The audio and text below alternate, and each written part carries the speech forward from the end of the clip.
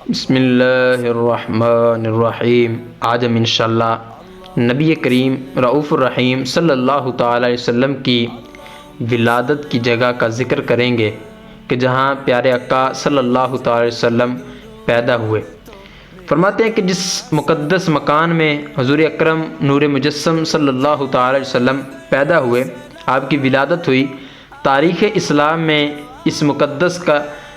اس مقدس مقام کا نام مولد النبی ہے، یعنی نبی کریم صلی اللہ تعالی وسلم کی پیدائش کی جگہ۔ یہ بہت ہی متبرک مقام ہے جہاں اہل حرمین شرفین اور دنیا بھر کے دیگر مسلمان دن رات محفل منعقد کرتے تھے اور صلاۃ والسلام پڑھتے رہتے تھے۔ چنانچہ حضرت شاہ محقق محدث دہلوی اپنی کتاب فیوز الحرمین میں آپ لکھتے ہیں کہ ایک مرتبہ میرا بھی وہاں پہ جانا ہوا، میں بھی حاضر ہوا، تو کہتے ہیں کہ اس وقت 12ویں رات تھی،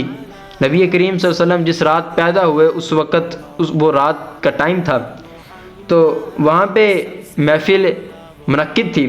تو جس وقت نبی کریم صلی اللہ علیہ وسلم کی ولادت کا ذکر پڑھا جا رہا تھا، میں نے دیکھا کہ یکے بارگی اس مجلس سے کچھ انوار بلند ہوئے۔ تو جب میں نے اس میں غور کیا تو معلوم ہوا وہ رحمت الہی اور ان فرشتوں کے انوار تھے، اور جو ایسی محفلوں میں حاضر ہوا کرتے ہیں۔ اب اس سے پتہ یہ چلا کہ جہاں پہ جس محفل میں اللہ کا ذکر کیا جاتا ہے، نبی کریم صلی اللہ علیہ وسلم کا ذکر کیا جاتا ہے، وہاں پہ رب اپنے رحمت کے فرشتے بھیجتا ہے۔ تو اس سے یہ بھی ہمیں پتہ چلتا ہے جہاں بھی ہم محفل لگائیں، جہاں بھی ہم بیٹھیں، چند دوست چند احباب بیٹھیں، تو وہاں پہ اللہ کا ذکر کرنا چاہیے، حضور کی بات کرنی چاہیے، تاکہ رحمت الہی کے فرشتے بھی آ کے وہاں پہ حاضری دیں۔ تو فرماتے ہیں کہ جب حجاز مقدس پر نجدی حکومت کا تسلط تھا، تو مقابر جلت المعلا اور جنت البقیع گنبدوں کے ساتھ ساتھ نجدی حکومت نے اس مقدس یادگار کو بھی توڑ پھوڑ کر دیا، اور برسوں یہ مقام ویران رہا۔ مگر جب میں 1959 میں اس مرکز خیر برکت کی زیارت کے لیے حاضر ہوا، تو میں نے اس جگہ ایک چھوٹی سی بلڈنگ دیکھی جو ایک کوٹھری نما تھی، جو ایک کمرہ نما تھی۔ آپ فرماتے ہیں کہ وہ میں نے دیکھی، تو بعض عربوں نے بتایا کہ اس بلڈنگ میں کچھ کتابیں رکھی ہوئی ہیں، کچھ کتب رکھی ہوئی ہیں، جو اگر کسی کو حاجت ہوتی ہے تو وہ یہاں سے آ کے لے لیتا ہے۔ اور اب اس جگہ نہ میلاد شریف ہوتا ہے اور نہ ہی صلاۃ والسلام پڑھنے کی اجازت ہے۔ تو آپ فرماتے ہیں میں اپنے ساتھیوں کے ساتھ بلڈنگ سے کچھ دور کھڑے ہو کر چپکے صلاۃ والسلام پڑھنا شروع کر دیا،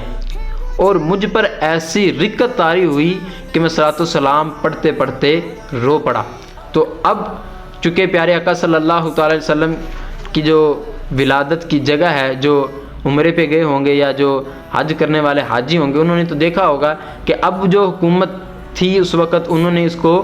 گرا دیا تھا، اب شاید دوبارہ بنی ہے یا نہیں بنی، واللہ تعالی عالم۔ اللہ تعالیٰ سے دعا کرتے ہیں کہ مولا ہمیں بھی اپنے پاک در کی حاضری نصیب فرمائے، اللہ تعالیٰ کے خانہ کعبہ معظمہ کے گھر کی حاضری نصیب فرمائے، پیارے آقا مدینے والے مصطفیٰ صلی اللہ علیہ وسلم کی